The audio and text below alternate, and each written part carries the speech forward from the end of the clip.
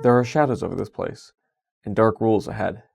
That's right, today is another maddening mechanic breakdown as we go over the mechanics of shadows over Innistrad. Judges Corner is brought to you by CoolStuffInc.com, the best online retailer for Magic the Gathering singles and sealed product, and gatheringmagic.com, your place to explore the game. Now it's time for Judges Corner. First up is Delirium, a mechanic reminiscent of the Terror Tarmogoyf. Delirium grants cards additional effects if you have at least 4 different card types in your graveyard.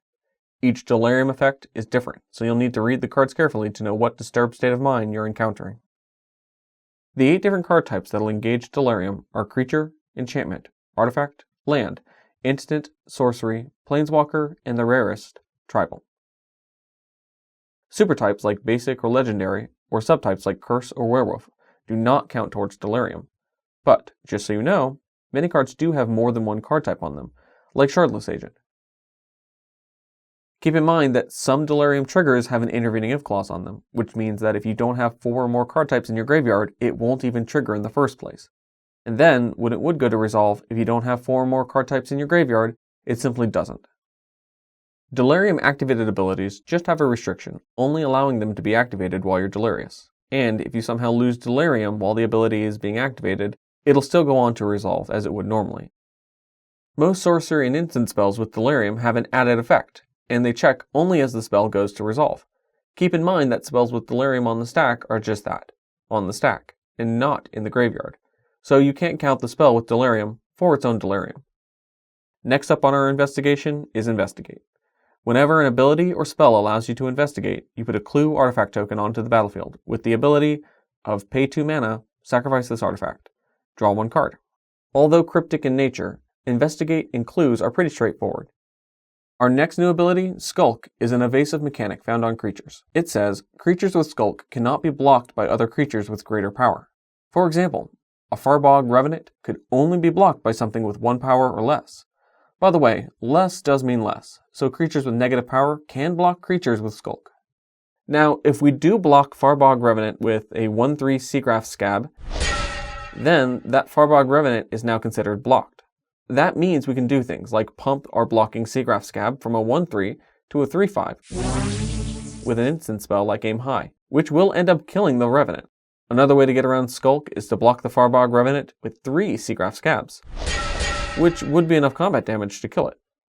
The next mechanic we're examining is Total Madness. No, it's really the returning mechanic, Madness. If you remember it from Torment way back in 2002, then it's essentially the same, but with some minor changes to the way it functions. If you discard a card with Madness, you exile it instead of putting it into your graveyard. This causes Madness to trigger, allowing you to cast the spell for its Madness cost, or put it into your grave from exile. The change here is that previously you would have the option to exile the card with Madness to cast it for its alternate cost, or to put it directly into your graveyard, but now there is no option. It puts the card into the exile zone no matter what. This matters for cards like Jace, Varin's Prodigy. So, for example, if we have exactly 4 cards in our graveyard and activate Jace's ability, discarding Fiery Temper doesn't discard to the graveyard. It's actually discarded to the exile zone. Then, when Jace's ability finishes resolving, it'll see 4 cards we still have in our graveyard and not transform. After that, we go back to Fiery Temper and decide if we want to cast it for its Madness cost or put it into the graveyard. Madness doesn't care how it was discarded. As long as the card with the Madness ability is discarded, Madness goes into effect. And, by the way, casting a spell with Madness is an alternate cost, so it can still be countered just like if it was cast normally. The last important and beneficial part of Madness is that when casting the spell for its Madness cost, the ability ignores any restrictions the card's types may have. What do I mean? Well, let's say your opponent activates their Liliana of the Veil's first ability, that forces each player to discard a card. The card we so happen to discard has Madness, and we have the mana to pay for it. But it's our opponent's turn, and it's a sorcery spell. Does this mean we can cast it via Madness? The answer is yes, because Madness is maddening. Actually, the real reason is that Madness doesn't care when the card is discarded, so long as it is discarded. So cast your creatures as if they had flash, or sorceries as if they were instants. The last mechanic is one that has transformed card design forever, double-face cards. The mechanic is essentially the same as when we last talked about it.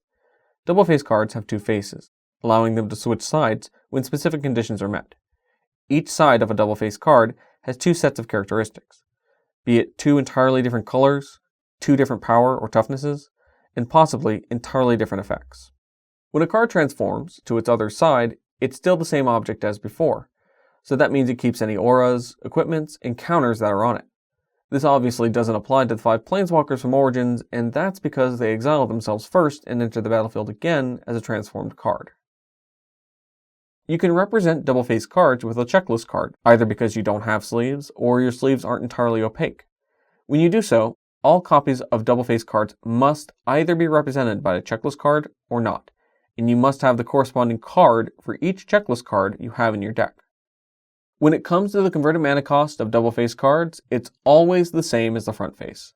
This means a Ravager of the Fells has a converted mana cost of 4 because that's the converted mana cost of Huntmaster of the Fells. This wasn't the case back when the original Innistrad was in Standard.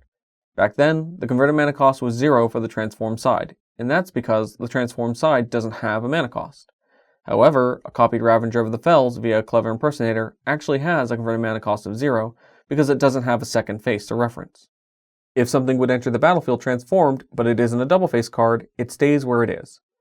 This matters especially for something like a Clever Impersonator copying a Loyal Cathar, because when the cloned Cathar would die and then later trigger to return, it actually doesn't, because it cannot return transformed since it doesn't have another back. Lastly, if a card is trying to transform itself more than once, it just transforms once. This applies to things like Archangel Avacyn, in that if the ability triggers more than once, all of those triggers will go on the stack, but the most recent one will resolve, transforming it into the Purifier. And that's it. The other triggers will do nothing when they go to resolve because Avacyn already transformed. Well, that's it for our episode. If you still want to investigate further, go ahead and send us an email at judgescorner@gatheringmagic.com. And if you still don't have a clue, go ahead and leave a comment below, and myself or someone else will be happy to get back to you.